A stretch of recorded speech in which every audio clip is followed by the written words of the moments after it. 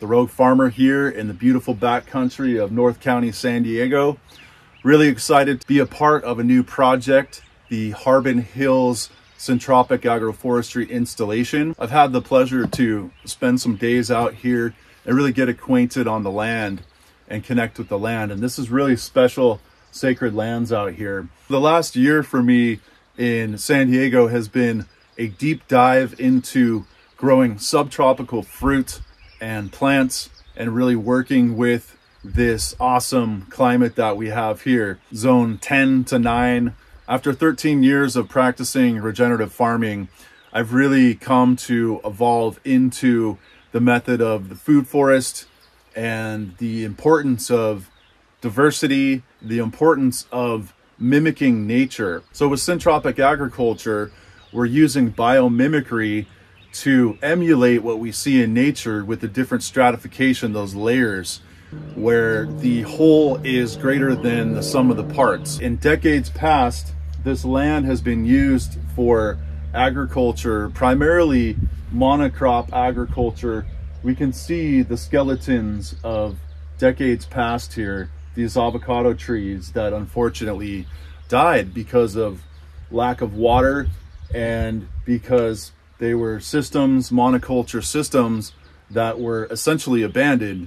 Now, NAFTA happened in 1994, which was the North American Free Trade Agreement, which opened up trade with Canada and Mexico, which flooded the market with avocados here and took out a lot of the growers who couldn't compete with Mexico. So I'm not judging any of the growers and farmers back then for the economic challenges they were dealing with. What I'm saying is we have an example of a system that failed, and so how can we be resilient in the future with how we're planting? So if we have those economic hardships, which a lot of us do these days, and we also have a lack of water resources, how can we design resilient systems that can still thrive even with these challenges? So that's really what this installation is going to be geared around as a demonstration site. So here behind me is the Syntropic Agroforestry installation at Harbin Hills. This is going to be the nest, and the nest is the first installation to test our different guilds that we're planting. We have a lot of different plants and trees in mind. I've collected a lot over the last year living here in San Diego. Much of my research in the last year has gone into studying the subtropics and tropical fruits and plants that we can grow in a zone 9 to 10, from South America to the Pacific Islands to Asia, where many of these different cultivars are grown, as well as some of the natives, and integrate into this Syntropic Agroforestry nest here. You can see down here, we have kind of a natural drop here, almost a natural terrace effect. And what will be the first terrace down there. This row of eucalyptus will coppice back, use this for biomass. Kind of some natural trails, more rocks, working around these boulders here. This looks to me like a row 3 through here. We're going to chop back some of the existing trees, some of the eucalyptus here, again for biomass. So here will be the mid row with this eucalyptus tree into the poplar. And then we have room for probably 2 more rows up through here. We have a lot of nettles through the mix, which will chop and drop, keep the roots in the ground, and use that for biomass. It's a great accumulator and will make really nice soil by cycling all that back.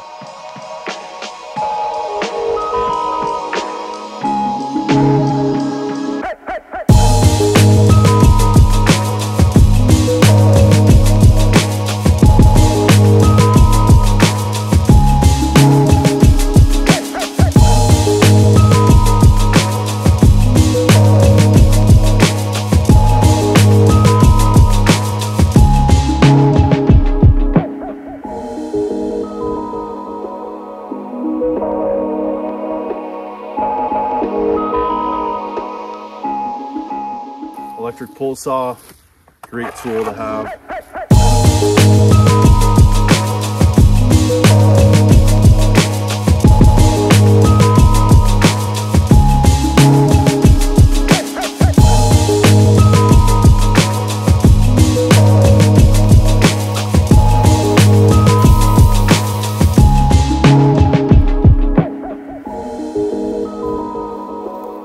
We have all these young eucalyptus suckers here from some trees that were cut back, and this is exactly why eucalyptus is such an amazing tree for agroforestry, because it just grows back so quickly and creates so much biomass. So it's a great coppice tree species to have in agroforestry system.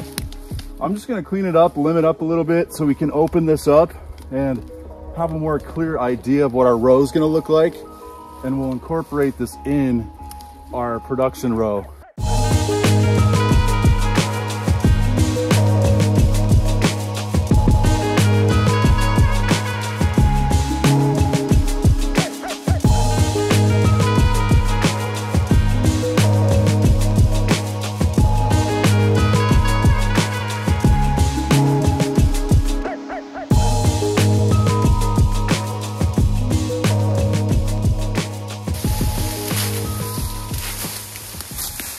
Biomass, really important part of the agroforestry system, not just planting our production trees, but the support species that is going to feed the soil, produce lots of bulk biomass from the very get-go, and we can cycle that back into nutrients to feed the soil, grow the system. Because we haven't established the agroforestry rows yet on the hill here, what I'm trying to do is just expose the hillside, get a better view of the contour, and establish our rows. So right now we're clearing. We're gonna stack all our branches here, chop it all down, mulch it, and we can spread that mulch on the hillside. But now we have much more visuals open to see the contour and the land that we're working with.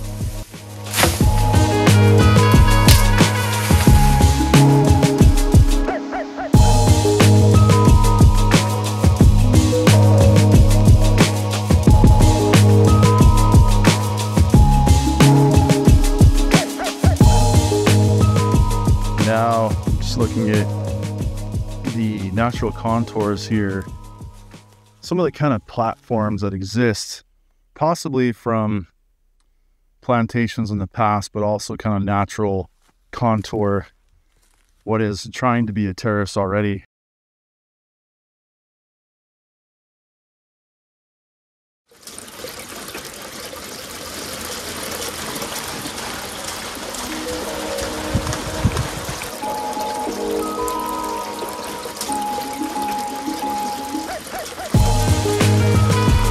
Collect every drop we can in the wet months here, North County, San Diego.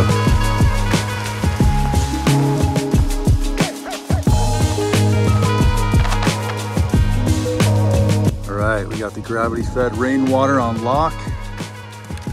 Let's get to planting.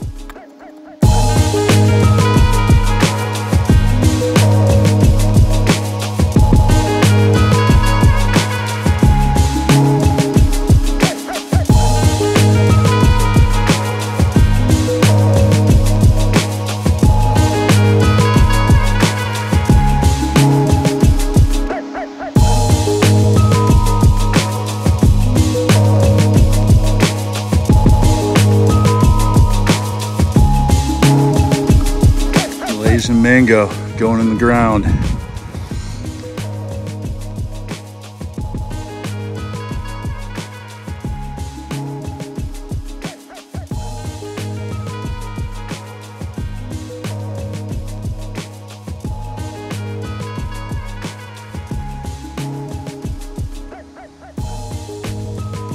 White sapote loving its new home. So happy to be out of a pot in the ground. The illustrious Mamey sapote.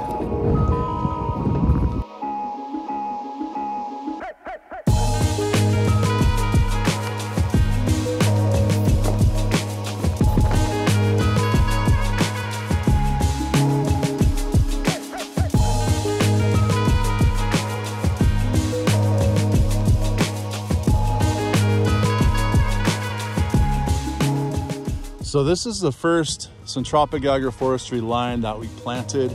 Super excited about it. It's a consortium of subtropical plants, also known as a guild, keeping in mind the ecological succession. Now, I did have these climax species we planted, for instance, these mangoes and sapote are about 3 years old. I had them in pots. So I wanted to get those in the ground. And a lot of times you're gonna see, little seedlings or even seeds directly planted in the ground, very close together, very tight spacing, with the whole idea of chopping that back.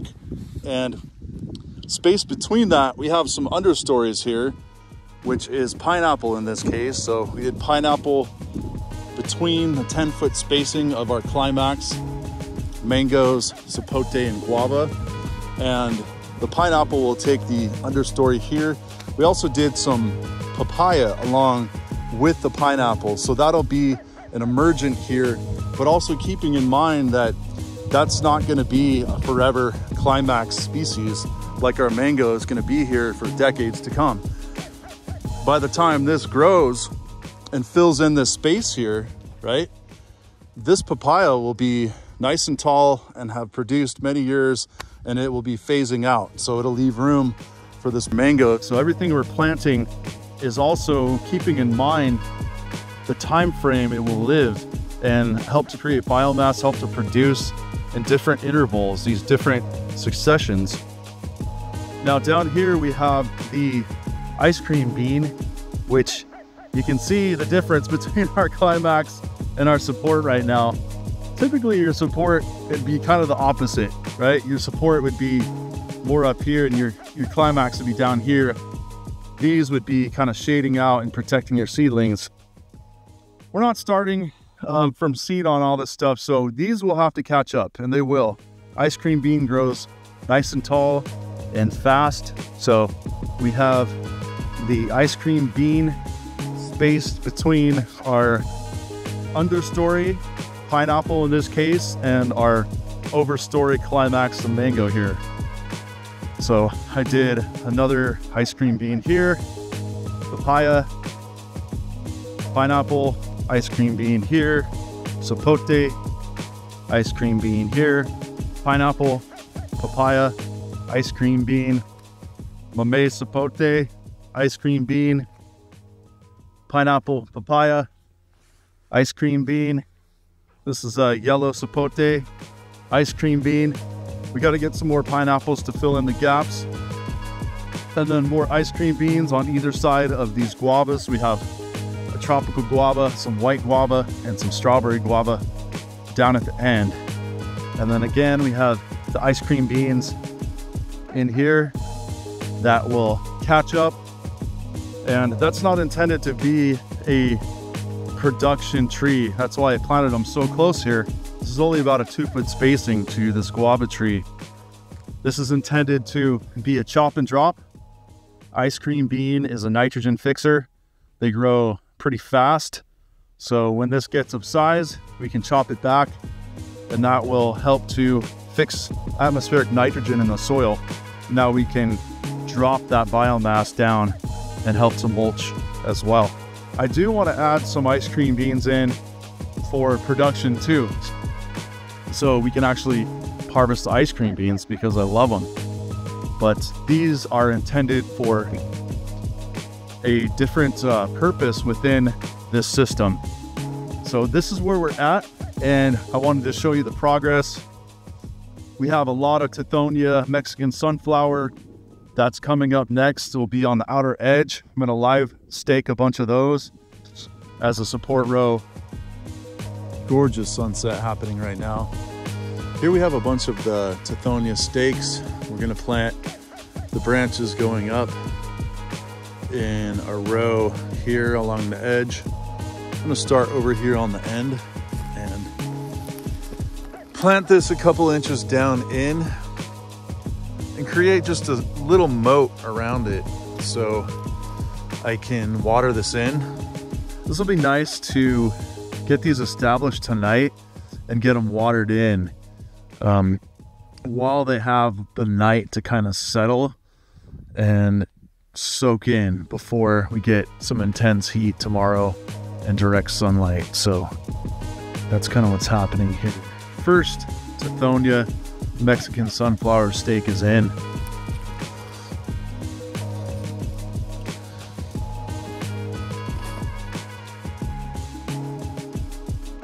Branches up. Multi-stacking functions, as we hear in permaculture terminology. Basically establishing this row on the edge of this kind of unstable surface will help root this in. So these will serve to stabilize the kind of hillside that we have here. They are a nitrogen fixer, so we're going to fix nitrogen into the soil. We're going to create biomass that we can chop back, we can mulch in, create some nutrient cycling to build up the soil. And also they provide beautiful flowers for the pollinators. So multiple functions within this system. Such a crucial step in the beginning stages of Syntropic agroforestry support species. That's what today has really been about. We surrounded some comfrey plants around the banana circle. This edge is Tithonia Mexican sunflower live stakes here along this row. So that's what I'm working on right now. About every 3 feet or so, a couple feet away from the production row.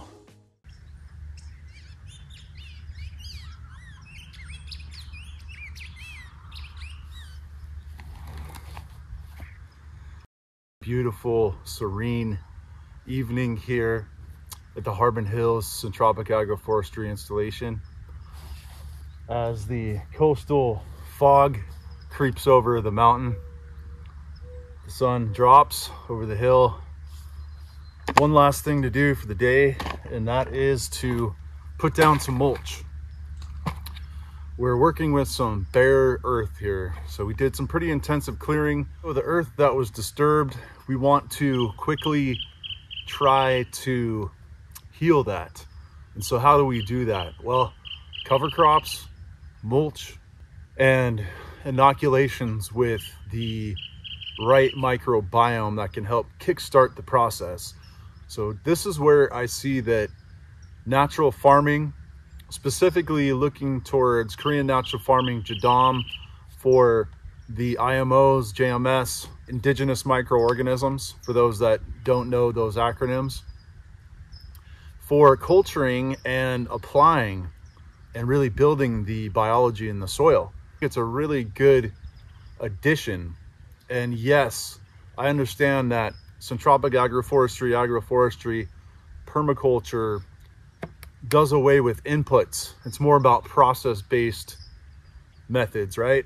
Process-based systems. I totally get that. And that's exactly what we're doing by growing the biomass. But in the meantime, we have some very degraded soil here that we're working with. So I think for really new installations where there's been a lot of disruption to the earth, we've really affected the microbiome of the earth. While we're waiting for some of our support plants and trees to catch up, I'm gonna add some mulch, right? This is our biomass. This is from eucalyptus that was already here, which is a great tree. It's a great support tree to use in agroforestry systems. We can grow it side by side our climax species trees, knowing that we're just going to be chopping it back and that it's not going to be in the mix for the long term. It's here for short term, mid-term,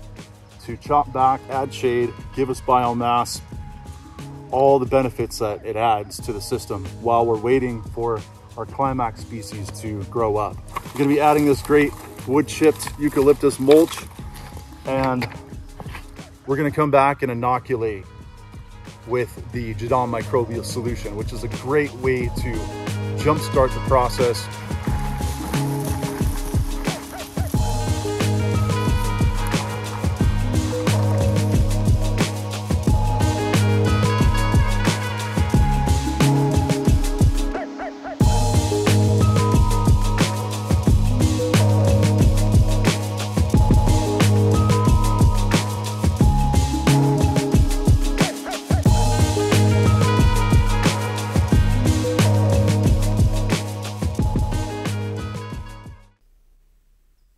new day is upon us. Just wanted to walk through and show you what I was mulching last night here. You can see everything that got mulched. This is mostly the eucalyptus that we mulched down from up top.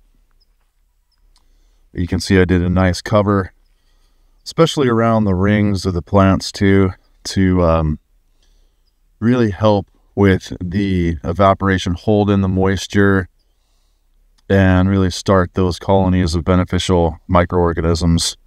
Give them some housing, some protection from the sun.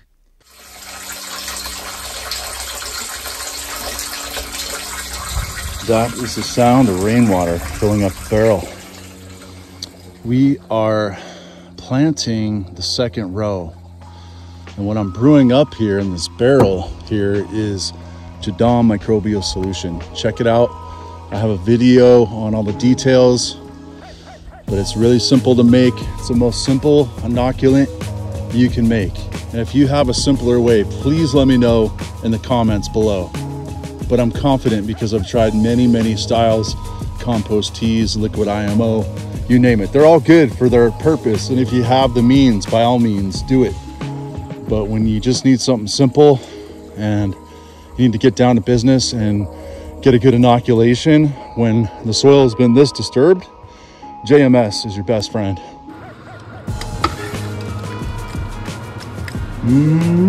Potatoes are ready.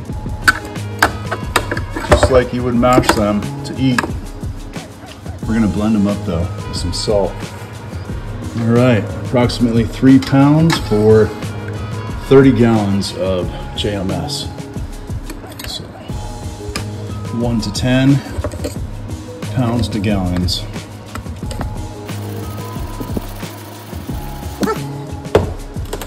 That's good for 30.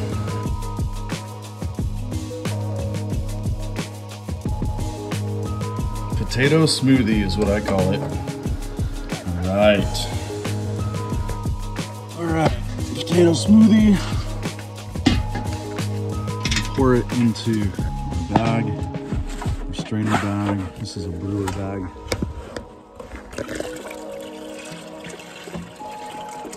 You can see the starches in there. Gets nice and cloudy.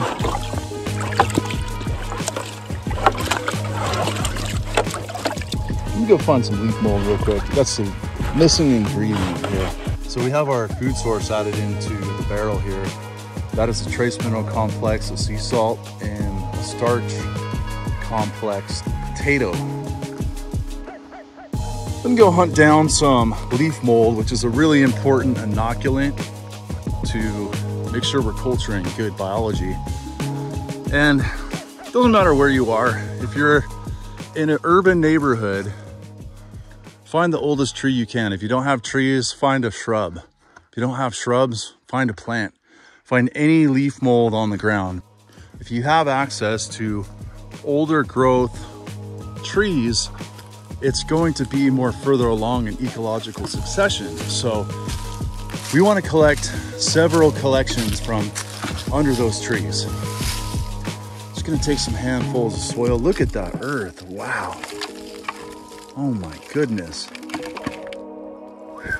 That is beautiful right there.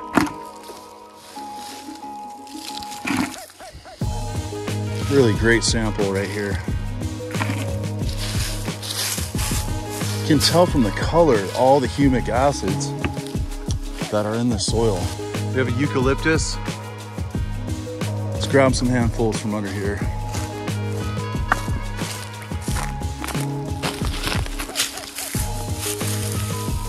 See, here we have basically what I'm planting into.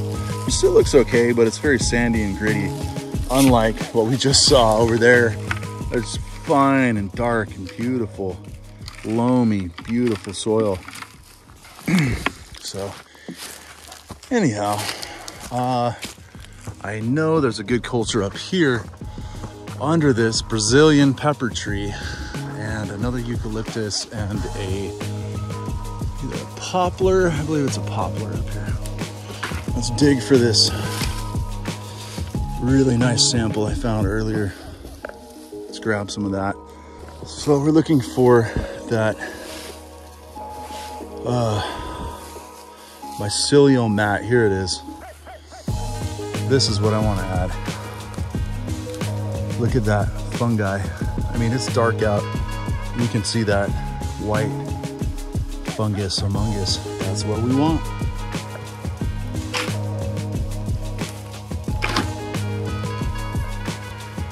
Okay, so we got 3 samples. That's plenty of plenty. We're gonna save that for future inoculations. Cover it back up. Leave Mama Gaia as we found her. And we're gonna use this as our seed culture, our seed IMO, to culture the microbes in our JMS.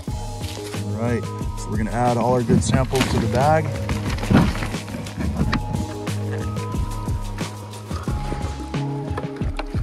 Seep that in.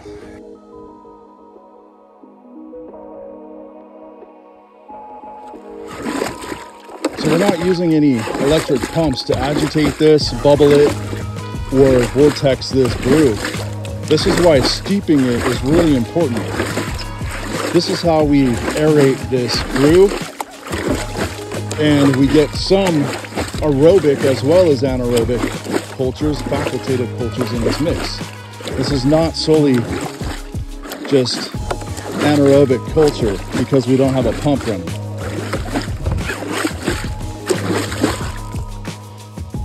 For one, we just heavily oxygenated this and aerated this, same thing, right? And for two, what happens now is during the fermentation, you get a vortex that happens within this. Okay, you get a toroidal vortex that's pulling bubbles down, up, and around, okay? And for anybody that's done this, you'll see what happens is you get bubbles, then you get a film, and then the film breaks away from the sides. And the reason it breaks away from the sides is because the bubbles are coming up on the side, breaking that surface tension with the mini SCOBY that you're forming. This is aerobic and anaerobic facultative microorganisms for the topsoil as well as the lower, deeper horizons in the soil. The warm temperatures we have, this should be ready easily within 48 hours, probably more like 36 right now. We're gonna let it steep overnight, and then we're going to see where it's at tomorrow. But I think maybe by tomorrow evening we can apply this.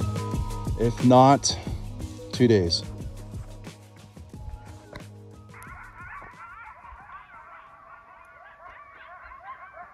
Oh.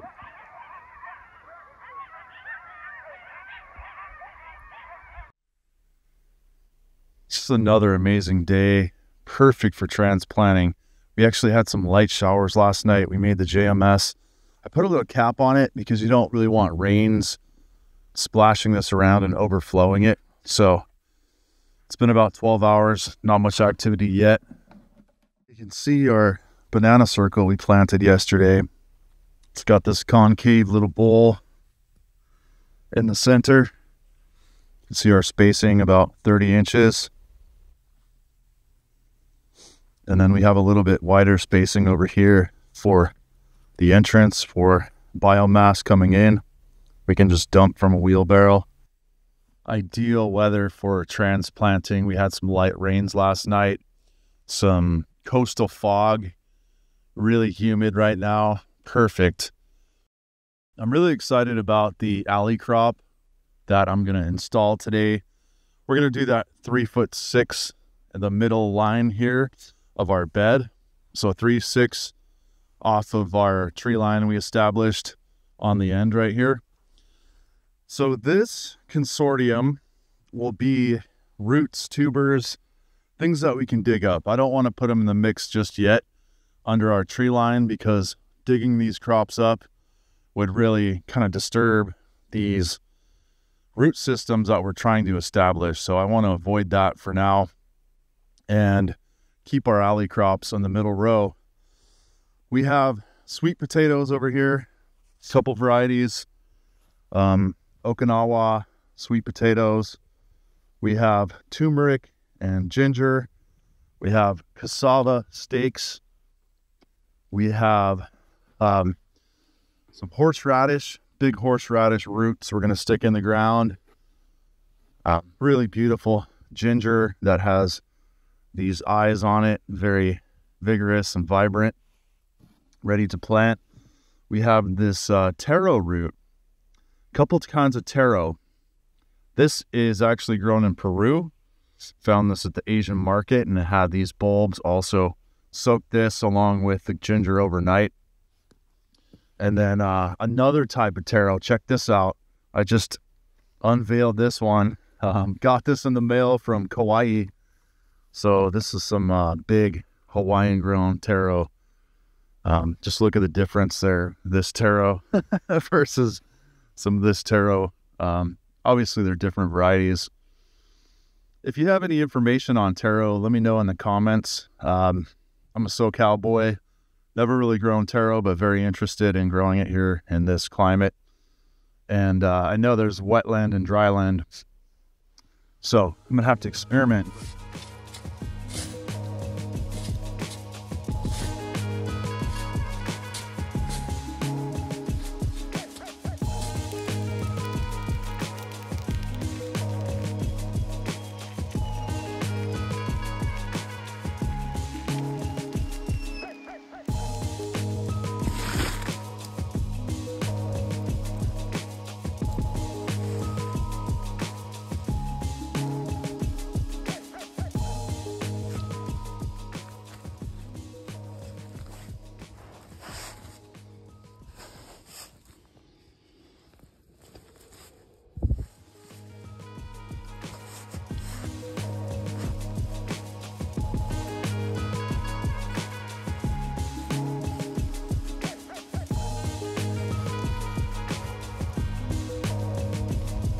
Ooh, got some really nice woody material. Some rotten wood that got chopped up in here. I'm loving it.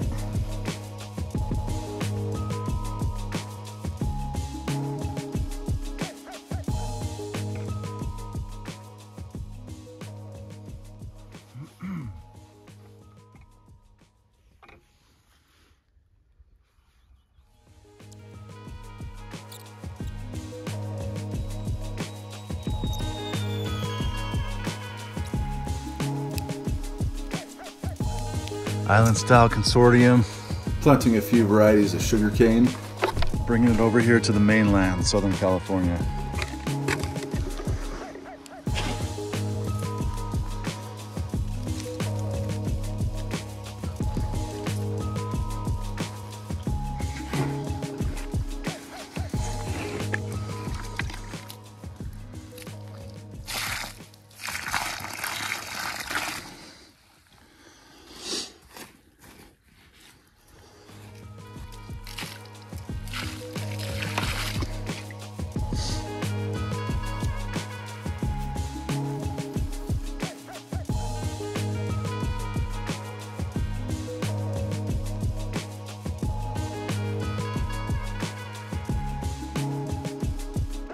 Soaking everything in real nice.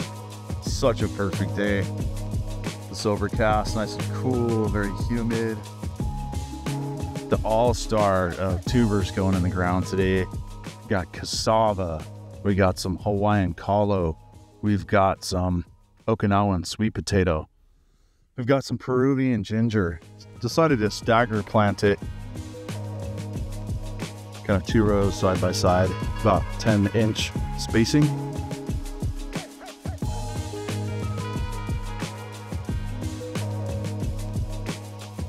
Got some cassava stakes here that are nice and rooted.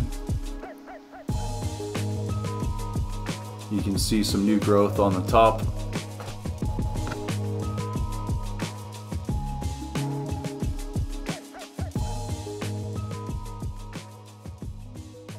Planted between the ginger and horseradish here.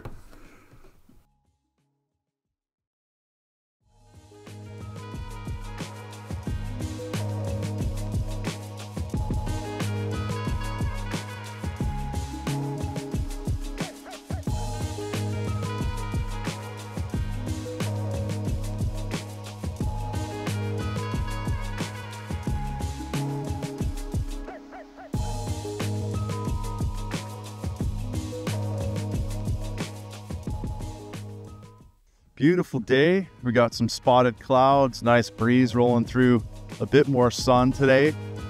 Our JMS is definitely ready to go. And has that classic forest floor smell to it. So we're gonna apply that strategically today. It's a little sunny right now, so I'm kind of waiting for these clouds to give me a little more overcast and kind of diffuse the light a little more.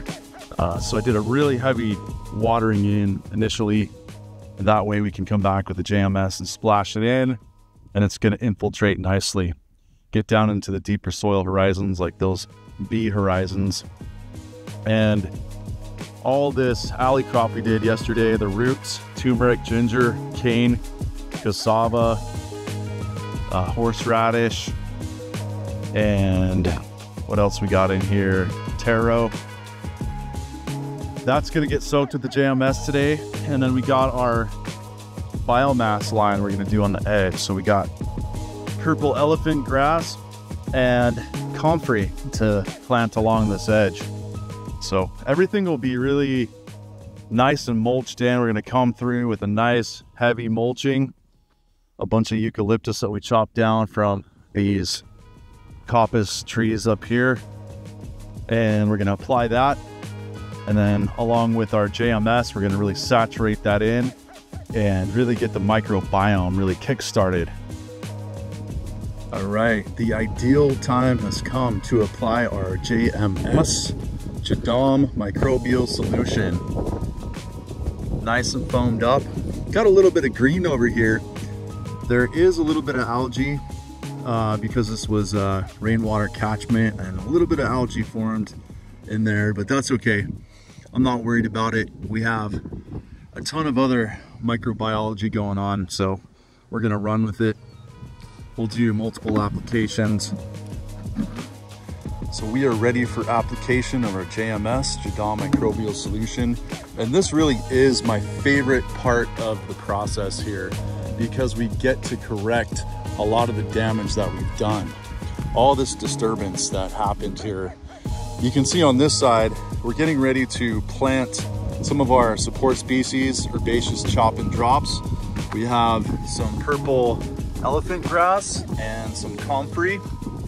So that'll be on the right side of our alley crop of roots. We also have the ice cream beans we planted, interplanted on our tree line. Anyhow, we're gonna get to applying JMS, but you can see, just wanted to show you all the mulch I put down on this side. And you know, this side is being prepped. Once we get the JMS down, we're gonna mulch this as well. So this whole bed will be all covered and inoculated in. So this really is the way to jumpstart ecological succession. Biomass is great, but this is gonna take some time, months really, to generate enough biomass so we can chop back. In the meantime, I've mulched in with wood chips I found, and on top of the inoculations with this culture, now we're really jump-starting ecological succession. Let's get our pump cranking. All right, JMS is flowing. Gonna add my water feed into here. So this is filling as we're applying here. And I got this spraying out in the sand. We're gonna add a bunch of JMS to the banana pit too. Just really inoculate this. This is a hugel culture under here. And you can see it's also a compost pit. So it's what I would call a digestion chamber over here, which is essentially a circular hugel with our bananas on the outside. But this will help to supercharge this hugel. And we're gonna spray everything. We wanna soak around all of the trees and plants we just planted with the JMS. Really get it soaked in, but we're also applying it everywhere. I wanna get the JMS, covering the whole surface. because we want the biology, you know, it's a network across the whole flat here eventually.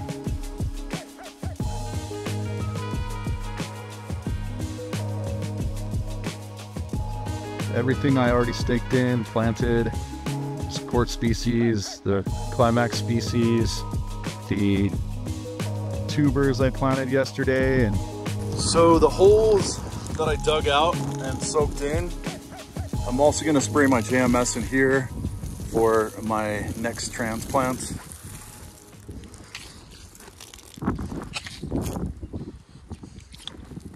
Uh-oh, we got a kink in the line, don't be shy with the JMS. This will be the first of 3 or 4 applications we get in beginning of the season, and really planting time, spring, early summer, is really when we want to be spraying JMS, especially in disturbed beds, newly planted zones.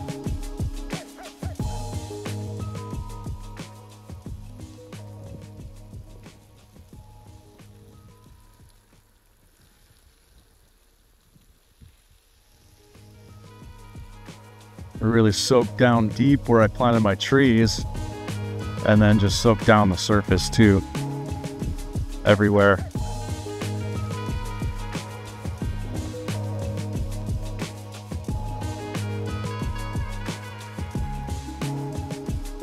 Make it rain, make it rain. So typically I wouldn't be applying this midday. It's late afternoon right now, but it's nice and cool, and you can see we got clouds kind of rolling through that have given a nice diffusion of the sunlight. So that's why I'm applying it at this hour. Otherwise I would have done it closer to sunset or earlier in the morning, but I'm working with the time frames I have, and because of the cloudy day, it's really helped out. So I've yet to plant this trench, which will be tubers. So I'm going to prep it with the JMS before I plant in there. But before and after planting is a good time to apply JMS. Well, that about does it for now for our installation here at Harbin Hills. You can see the bananas are starting to put out some leaves, put out some flags here, and things are growing. You can see the Mexican sunflower is starting to show some new growth along the way. The comfrey over here is already flowering in some places, but definitely growing nice and fast. Yeah, things are maturing and filling in, and as we evolve and grow, more Mexican sunflower starting to leaf, which tells me that it's rooting nicely. But as things start to grow and fill in, we'll definitely be adding more in between the foundation that we just planted. So there's plenty more up here to plant, and that'll be the next installation. So watch for videos coming up about the next rows that we're establishing up here. If you're liking the content, please like, share, subscribe. Let me know what you think so far. And if you have any recommendations, you have any ideas for some guilds or consortiums, I have a whole nursery really of different tropical plants, a lot of avocados that are going to go in, citrus, all kinds of fun stuff to plant on this hillside behind me. So stick with me for more content coming up with this project, the Harbin Hills Syntropic Agroforestry installation. Hope you're all having a great spring planting season, and we'll see you next time. Peace.